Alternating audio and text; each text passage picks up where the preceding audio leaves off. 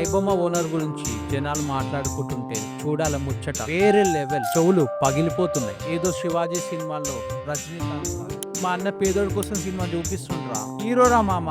మీ legend ని arrest చేసింది సమాజ సేవ చేసినందుకు కాదు, పైరసీ అనే దొంగ వ్యాపారం చేసినందుకు. ఆయన పెట్టింది అన్నదాన సత్రం కాదు, ఇల్లీగల్ డెలివరీ బిజినెస్.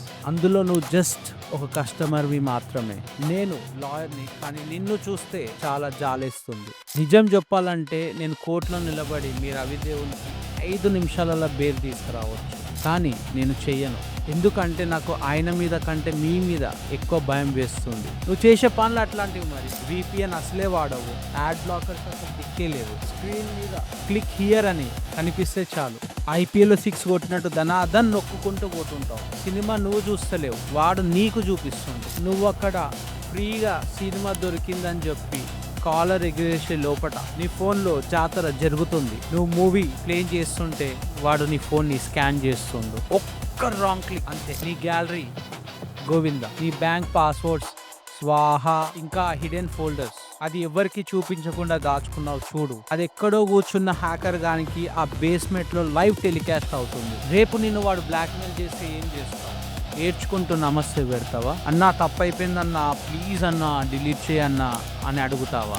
అసలు ట్విస్ట్ అనేది ఇప్పుడే ఉంది. ఫ్రీగా సినిమా డౌన్లోడ్ చేసావు కదా, కంగ్రాచులేషన్స్. నువ్వు ఇప్పుడు ఫ్యాన్ కాదు, అఫీషియల్ గా ఒక క్రిమినల్. ఎందుకంటే సినిమా పైరేటెడ్ గా చూడడం కూడా ఒక అఫెన్స్. మెనూ కార్డులో ఇప్పుడు ఏముందో చూద్దాం. 6 నెలల నుంచి 3 సంవత్సరాల వరకు jail term, free accommodation, fine 50,000 నుంచి 2 lakhs వరకు.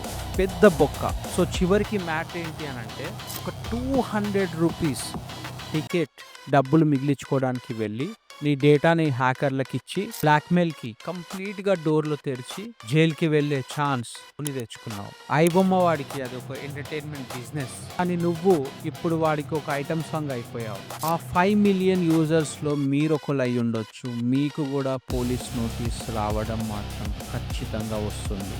200 రూపాయలకు మనం చున్నట్టు మన ఫోన్లో ఉన్న డేటా మొత్తం వాళ్ళకి ఇవ్వడము అనేది ఏమాత్రం కరెక్ట్ కాదు.